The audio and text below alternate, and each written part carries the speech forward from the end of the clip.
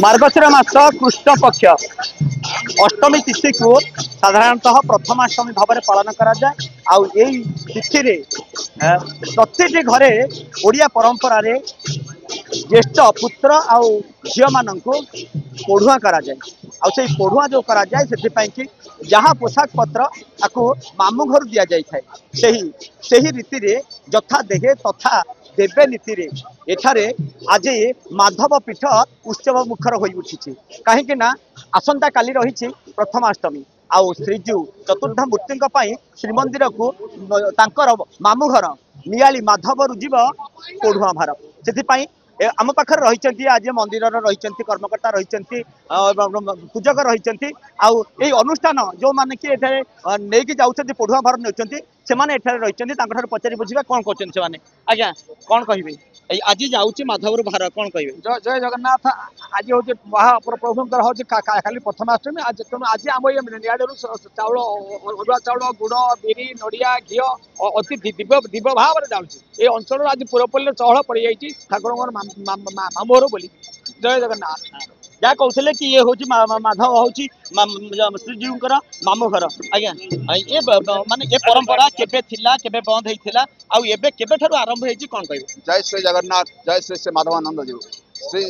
श्री श्री माधवानंद जी का पवित्र पीठ नियाली माधव हूँ महाप्रभु श्री जगन्नाथ मामू घर समग्र प्राची क्षेत्र नियाली माधव अंचल निर्विघ्न नयन प्रतीक्षा करें क्यों दिन आसवे दीर्घ मुहूर्त क्यों दिन आसवे महार्घ मुहूर्त क्यों दिन आसवे पवित्र मुहूर्त अष्टमी पूर्वदिन तिथि निजक श्री जगन्नाथ प्रेमर अमृतमय अनुभव हजई हजार हजार संख्यार श्रद्धालु प्राची क्षेत्र श्रीक्षेत्र अभिमुखे यात्रा करते विश्वनियता पढ़ुआ करने महाप्रभु श्री जगन्नाथ श्री बलभद्र महा सुभद्रा को पढ़ुआ करने निर्विघ्न नयन प्रतीक्षा करते बहु प्राचीन ये परंपरा को आदि अनादि काल परंपरा चली आसीला आम महाप्रभु विश्वनियंता आशीर्वाद से विश्वनियंता बिना निर्देश किसी हुए ना आशीर्वाद नूतन रूपरेख दि जाए महाप्रभु पाखे प्रार्थना करुँ भक्ति रसामृत प्रेमर नैवेद्य को भक्तिर नैवेद्य को ग्रहण कर प्रभु हे कालिया शांत हे कोटि कबलनाथ हे दिन दुखी जनतार प्राणकर्ता आमर ए ममतार अर्घ्य को ग्रहण कर समग्र मातुलालय नियाली माधव अंचल प्रीति भरे आपण पादरे समर्पित करुचे पढ़ुआ आभार सामग्री को ग्रहण कर प्रभु। जय श्री जगन्नाथ। जय श्री जगन्नाथ। जय श्री श्री माधवानंद जी।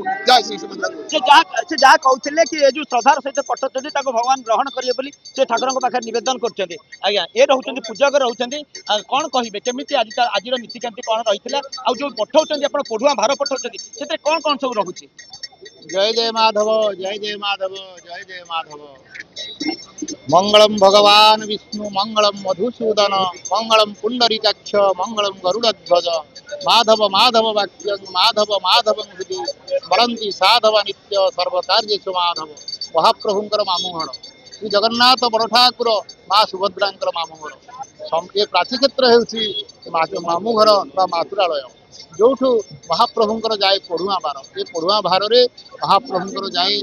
पाट वस्त्र जाए चाउल जाए बिरी जाए गुड़ जाए नड़िया जाए घी जाए एवं महाप्रभुंकर बेशपाई चंदन जाए महाप्रभुंकर बेशपाई पद्मफूल 108 जाऊँगी महाप्रभुंकर बेशपाई तुलसी जाऊँगी एवं मुखवास तांबूल जहाँ कहती महाप्रभु खाई सारा पान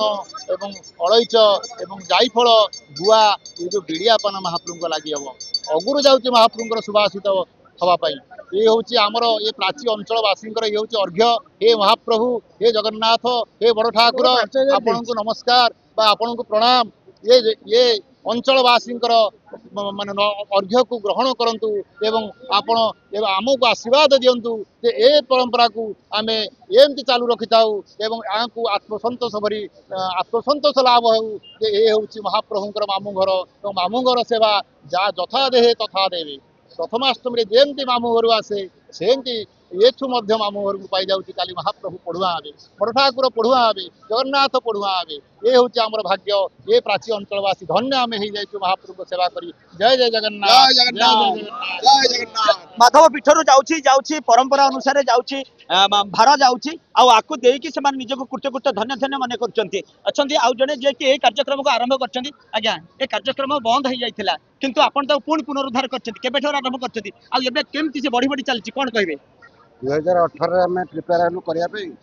18 पालू 19 टू चली ये समग्र प्राची उपत्यकार गोटे गण पर्वर परिणत हो द्वितीय रथयात्रा पर बड़दाण्डे द्वितीय बड़ शोभायात्रार मान्यता पाई मोर सौभाग्य मु गोटे पुरी बड़दाण्डे मामू घर भार सागर जाऊँगी मामू पुओ भाई हिसाब से सी मोर सौभाग्य ये बंची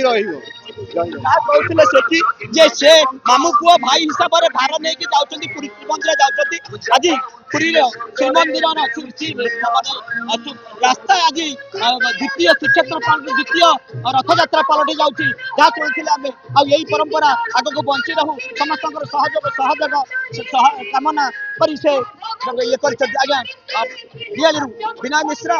ओटीवी।